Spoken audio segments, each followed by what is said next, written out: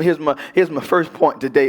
Not only do we have to know we can withstand whatever the enemy is doing, but listen to this: a present for any pandemic is what? Is a commitment to maintain unity. Amen. Look at the second thing: a present for any pandemic is to be others focused. So in this season that's supposed to be full of holiday glee and holiday joy, come on, oftentimes we get more self-centered during this time than ever. During this time, it's all about us. It's all about what I want. It's all about me getting this and me getting that and what this person. Come on, there's a group of people that's not going to get together this Christmas because last Christmas I gave you my heart. No, that ain't what I want to say. But anyway, last Christmas somebody didn't compliment them on their green bean casserole, and because they sat right there in front of them and they sopped down that green bean casserole and never said it was good or never said thank you. Come on, there's somebody right now that's upset about that green bean casserole, but you got to let it go, my friend. And Paul says in order for us to walk in unity, he says we must be others focused. I must allow other people to be more significant than myself. Thirdly, a present for any pandemic is to model our example. See, I'm not called to be Jesus, but I am called to be like him. Come on, example. But here it is. Come on, let's unpack this. The present for any pandemic. Look at this. Vacated the premises. God, can I say it plainly? In other words, Jesus, everything that's in God that makes God God is in Jesus. Oh, here, let me tell you about this Christmas story here, because the baby in the manger, come on, we got to know this. Come on, is fully God. Come on, we got to get this. Come on, we just can't get stuck at the baby. Don't get stuck at the crib, because we got to know that that's God. Come on here, maybe did you know when you looked at your baby, it was the face of God? Come on, y'all know about that. That's God. The baby in the manger is fully God. He vacated his godness, so to speak, from where he was at, and he came here. So look, the present, come on, the present for any pandemic. Look, this is where I got to grab this. He emptied himself.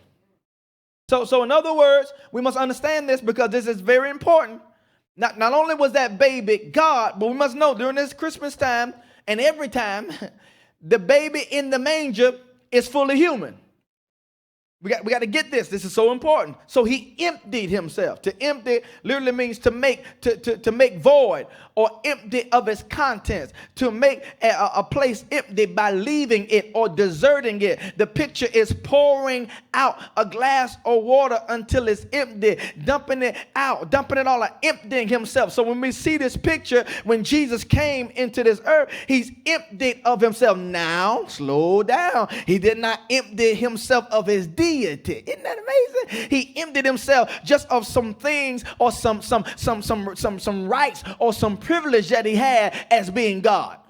The present for any pandemic, look at this, blended humanity and divinity.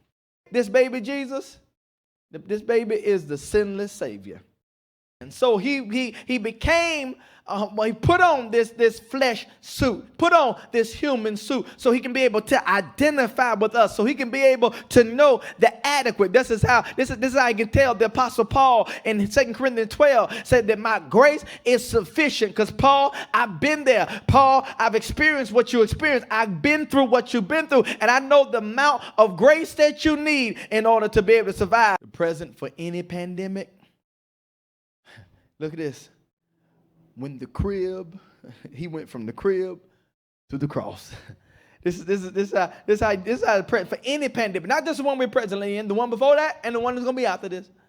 The fact that he came and lived, and not only lived, he died. So don't get stuck at the crib. I know I tell you every year, don't get stuck at the crib, but you got to direct your focus and your attention on the cross.